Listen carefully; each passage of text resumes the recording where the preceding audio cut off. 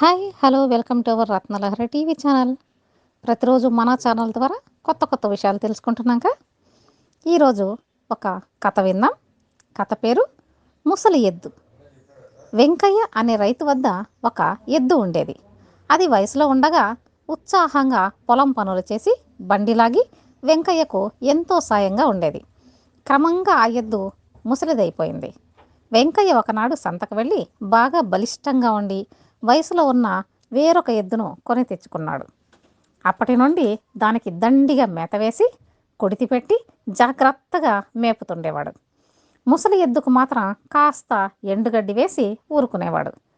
క్రమంగా అది కూడా దండగా అనుకున్న వెంకయ్య ఒకరోజు గుంజకు కట్టి ఉన్న ముసలి ఎద్దును విప్పి, నీకు పని చేసే వయసు అయిపోయింది, శక్తి లేదు, ఇక నీవు నాకు దండగా, నీ దారి నువ్వు చూసుకో అని ముసలి ఎద్దును తరిమేశాడు.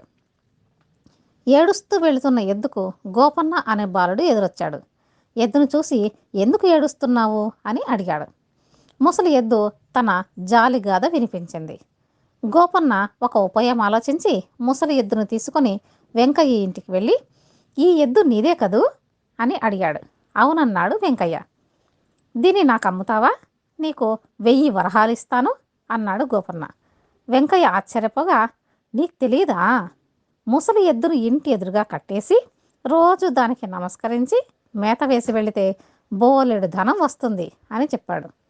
వెంకయ్య ముసలి ఎద్దును తీసేసుకుని నాటి నుండి దానికి దండిగా మేత వేసి నమస్కరించి పొలం పనులకు వెళ్ళేవాడు.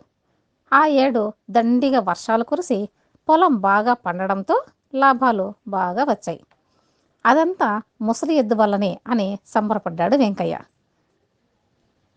కథ బాగుంది కదూ.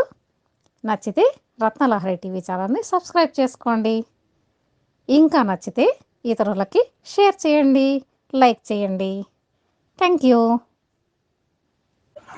మా రత్నలహరి టీవీ ఛానల్ వీక్షకులకు వినమ్రమైన వినతి.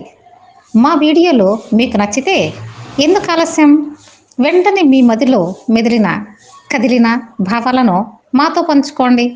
అంతేకాదు, ఉత్సాహంతో ప్రోత్సాహంగా అక్షర రూపంలో మీ ఆలోచనలు మాకందిస్తే మా ప్రగతి వీడియోలకు ఇంధనమవుతుంది, శ్రీగంధ చందనమవుతుంది, వినూత్న అంశాలకు శ్రీకార ఆకారమవుతుంది.